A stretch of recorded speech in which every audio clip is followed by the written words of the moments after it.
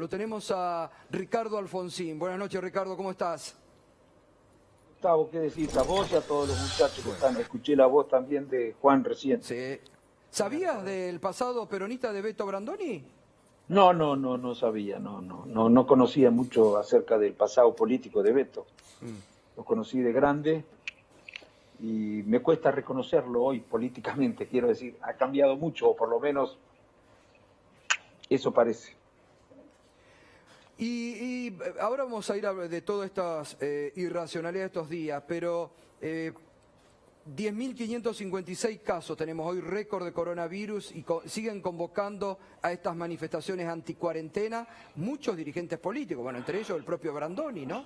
Sí, pregúntenles, hay que hacerle notas a esos dirigentes políticos que decían que no había riesgos en las marchas, que en realidad el gobierno había sobreactuado con el coronavirus, que había transformado un problema sanitario en un problema económico, que no había que tener demasiadas precauciones.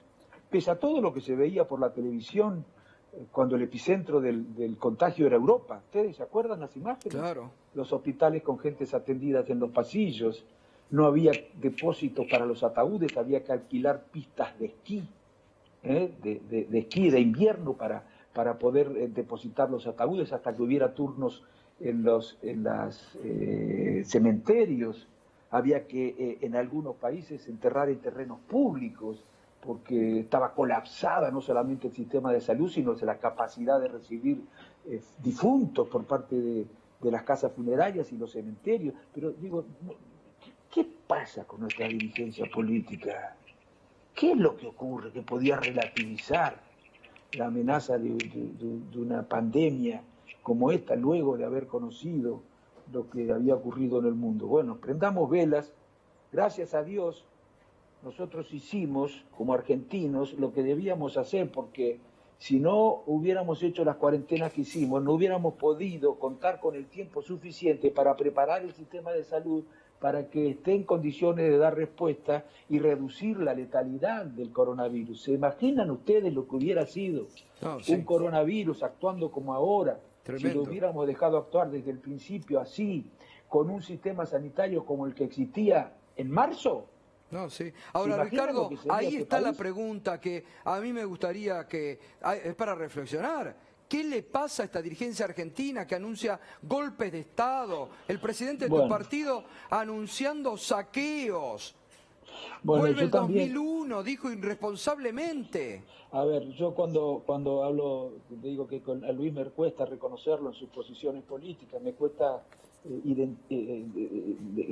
decir que el Luis de hoy es el mismo que el Luis de hace 10 años, no me cuesta, pero no es solamente con Luis, me cuesta con muchos radicales, incluso con Cornejo y no solamente con Cornejo. No solamente me cuesta reconocer como radicales a ciertos dirigentes que dicen ciertas cosas que de radicales no tienen nada, sino que me cuesta también reconocer como radicales a los que se callan la boca frente a esos dirigentes que en nombre de la Unión Cívica Radical dicen las cosas que dicen. ¿A quién le tienen miedo? ¿A Cornejo?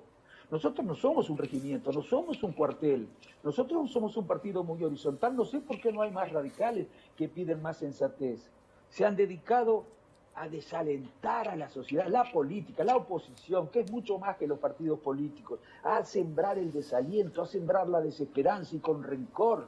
Bueno, y se están viviendo estos climas, gracias a Dios que no todos reaccionan de la misma manera, no todos actúan de la misma manera. Yo espero que desde el lado del oficialismo se siga actuando con la misma sensatez y con la misma convocatoria al diálogo y a la relación civilizada entre las fuerzas políticas para poder superar estos problemas. Pero porque además es peligroso, Ricardo, es peligroso para la sociedad porque en nombre de estos irresponsables que salen a la calle, contagian y parzan el virus, todos estamos en riesgo. Y políticamente, si hay, como algunos dicen irresponsablemente, un golpe o un que se vayan todos, van a caer también ellos mismos que lo están augurando.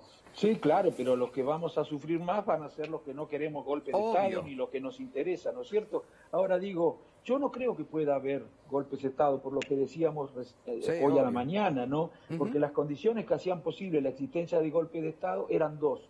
Por un lado, las Fuerzas Armadas que no estaban comprometidas con la Constitución y la democracia, y por otro lado, una sociedad que tampoco estaba comprometida con los valores de la democracia y era muy tolerante con los autoritarismos. Hoy ninguna de estas dos condiciones se dan. Aunque faltara una sola, no se podría. Si no se hubieran dado estas dos condiciones simultáneamente en el pasado, no hubiera podido haber golpe de Estado. Y hoy no tenemos ni una Fuerza Armada que piensen o que actúen como actuaban antes. Hoy tenemos Fuerzas Armadas comprometidas con la Constitución y una sociedad que no va a tolerar y va a castigar a los que siembran estos temores con el propósito de que el gobierno deje de aplicar las políticas que se comprometió a aplicar durante la campaña electoral, porque existe también esa intención. Hay algo extraño que está ocurriendo, que no había ocurrido antes. Una cosa es la oposición y otra cosa es que desde la oposición se actúe pretendiendo que el gobierno haga no lo que dijo que iba a hacer en la campaña, sino que lo que la oposición dijo que haría en la campaña. Lo que la oposición dijo que haría si ganaba las elecciones. Eso es lo que quieren que hagan algunos.